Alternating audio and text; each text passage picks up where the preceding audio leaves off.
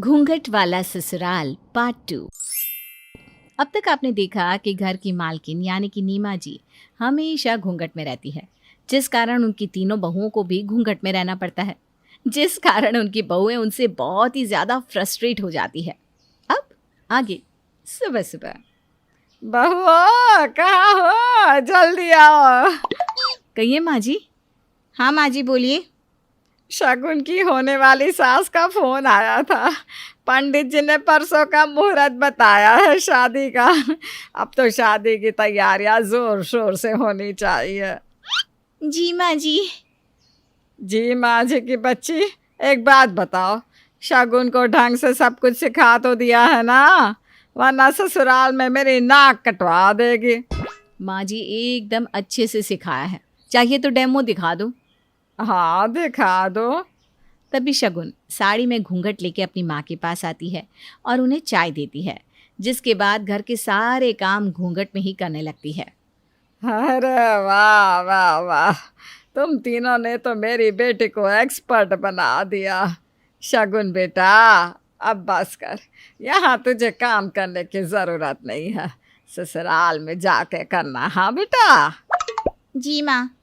वहीं शगुन की शादी का दिन भी आ जाता है और शगुन की शादी बड़े ही धूमधाम से होती है, जिसके बाद शगुन अपने ससुराल आ जाती है।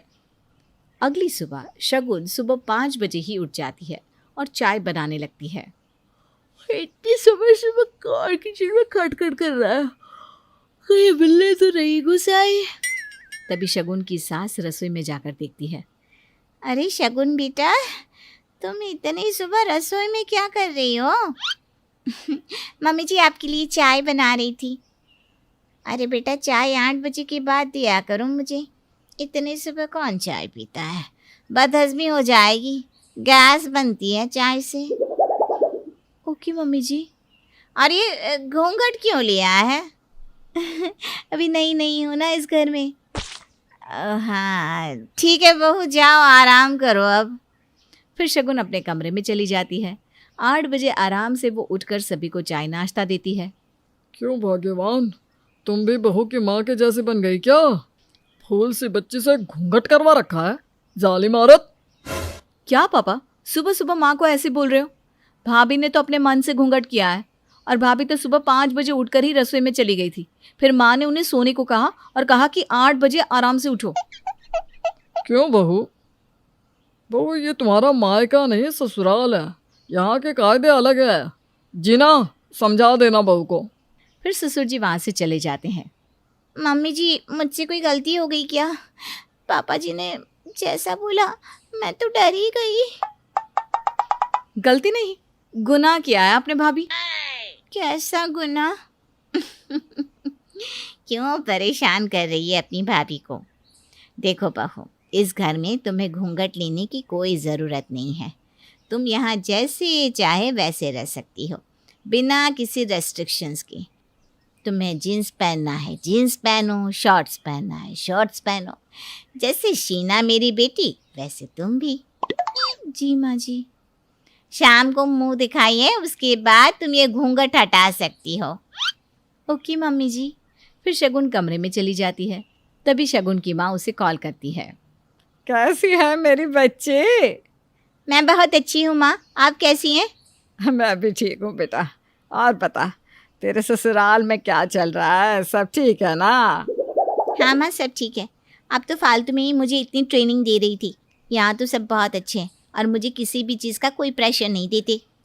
माँ जी ने तो साफ साफ मना कर दिया कि इस घर में घूंघट लेने की कोई ज़रूरत नहीं है। कोई ज़रूरत नहीं है? क्या मतलब? अरे बहू बेटियों को घूंघट में ही रहना चाहिए। तेरी सास कितना भी कहे घूंघट ना हटाना, वरना कल को खुद ही ताने मारेगी कि कल की आई बहू को किसी की कोई इज्जत ही नहीं है, सर खोल कर घूमती है। ठीक है माँ, जैसा आप कहो। फिर फ़ोन कट जाता है। कैसी माँ है, बेटी को भी आज़ादी से नहीं रहने दे रही। ननद जी को तो खुले विचारों वाला ससुराल मिला है, फिर भी माँ जी ने उनके नाक में भी दम कर दिया है। मुझे तो लगता है कि अब शगुन दीदी ही हमारे गले की फंसी हड्डी को निकाल सकती हैं। राम जाने। राम जाने ना जाने, मुझे सब पता है कि क्या खुसुर फुसुर चल रहा है। इससे पहले कि मैं कुछ कहूँ, अपने अपने काम पर लग जाओ। जिसके बाद सभी बहुएं अपने काम में लग जाती है। वहीं सास बिल्कुल नहीं चाहती थी कि उसकी बेटी ससुराल में मॉडर्न तरीके से रहे, जिस कारण वो हमेशा शगुन को कॉल करके उसे हिदायत दिया करती थी और शगुन भी उनकी बात सुनकर हर समय घूंघट में रहती, सारे काम घूंघट में करती और सबके कहने के बावजूद वो घूंघट नहीं हटाती। ऐसे ही हफ्ता बीत जाता है। एक दिन, जान मेरे सामने तो घूंघट हटा दो, 1 हफ्ता हो गया है, अब तक मैंने तुम्हारी शक्ल नहीं देखी। माँ ने कहा है किसी के भी सामने घूंघट नहीं हटाना है, चाहे कुछ भी हो जाए। कमरे में भी घूंघट लिए रहना है। माँ माँ माँ, सब माँ ने ही सिखाया, अपना भी दिमाग चलाया करो थोड़ा सा। फिर ऋषभ गुस्से में कमरे से बाहर चला जाता है। इसे क्या हो गया? घूंघट को लेके भाभी और भाई में बहस हुई है शायद। लगता है भाई गुस्सा होकर चला गया है। मैं समझाती हूँ बहू को। बहू, मैंने कितनी बार कहा है, ये तुम्हारा ससुराल है, यहाँ की कायदे अलग है। तुम्हें यहाँ ये घूंघट लेने की कोई ज़रूरत नहीं है। ऐसे कैसे ना लो घूंघट? कल को आप फिर यही कहोगी कि हम बड़ों की इज्जत नहीं करते। और कौन कहता है ये? माँ कहती है जो घूंघट नहीं करता वो बड़ों की इज्जत नहीं करता। घूंघट से ही औरत के संस्कार नजर आते हैं। अच्छा, चलो तुम तैयार हो जाओ, आज हम तुम्हारे मायके जाते हैं। सच में मम्मी जी? हाँ। जिसके बाद दोनों सास बहू शगुन के मायके जाती हैं। आइए आइए बहन जी, स्वागत है आपका। जी शुक्रिया। बहुओं, जाओ चाय नाश्ता लेकर आओ समधन जी के लिए। क्या बात है बहन जी, आप अचानक से शगुन के साथ यहाँ चली आई? हाँ, बस आपसे मिलने। मुझे और शगुन दोनों को आपकी बहुत याद आ रही थी। अच्छा हुआ आप आ गई फिर तो। तभी एक एक करके तीनों बहुएं प्लेट में नाश्ता लेकर आती हैं। जीना और शगुन के लिए चाय भी लाती हैं। अरे काव्या बहू, ये तुम्हारे हाथ में पट्टी कैसी है? अरे वो सीढ़ी उतरते हुए ना गिर गई थी तो हाथ में मोच आ गई। डॉक्टर ने कहा है कुछ दिनों में पट्टी हट जाएगी इसकी। वैसे भी ध्यान नहीं देगी तो यही होगा ना। सीरियसली? देखिए उसे ज़रा, हाथ में चोट लगने के बावजूद वो काम कर रही है, ऊपर से हाथ भर का घूंघट। तो आप क्या चाहती हैं कि मेरी बहू बेशर्म बन जाए और घूंघट ना ले? मैंने ऐसा तो नहीं कहा। और जो औरतें घूंघट नहीं लेती वो बेशर्म होती हैं क्या? देखिए बहन जी, आज मैं यहाँ सिर्फ इसी मकसद से आई हूँ कि आपके घर में चाहे जो हो, लेकिन दूसरे के घर को आप अपने तरीके से मत चलाइए। शगुन अब मेरी बहू है और हम अपनी बहू को अपनी बेटी की तरह रखना चाहते हैं। वो अपनी मन मर्जी के कपड़े पहने, बाहर घूमे फिरे और शान से जिए, ना कि घूंघट में चूल्हा चौका करते हुए 4 दीवारी के अंदर ही पूरी जिंदगी बिता दे। आज जो आपकी बहू काव्या के साथ हुआ, क्या शगुन बहू के साथ वही चीज़ होती तो आप बर्दाश्त कर पाती? फिर तो यही कहा जाता ना कि ससुराल वालों ने ही कुछ किया होगा। क्यों? नीमा जी शगुन की सास की बातें सुनकर निश्शब्द हो गई थी। वहीं कहीं ना कहीं उन्हें इस बात का एहसास हो रहा था कि वो कितनी गलत थी। देखिए, शगुन आपकी बात मानती है तो आप ही समझा दें कि अगर हमारे घर में रहना है तो हमारे तौर तरीके अपनाने होंगे। और मैं किसी गलत चीज़ के लिए नहीं कह रही, बल्कि सही के लिए ही कह रही हूँ। वरना आप रखिए अपनी बेटी जय राम जी की।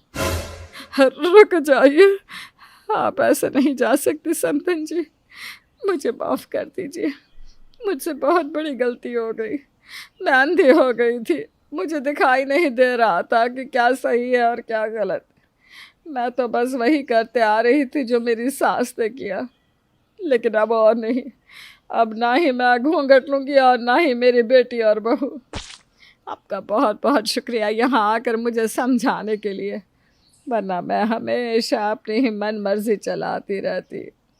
अब नीमा जी को अपनी गलती का एहसास हो चुका था और वो पूरी तरह बदल जाती है। अब वो अपनी बहुओं को पूरी आज़ादी से रहने देती है। वहीं अब शगुन भी अपने ससुराल में मज़े से रह रही होती है और सभी अब बहुत खुश होते हैं।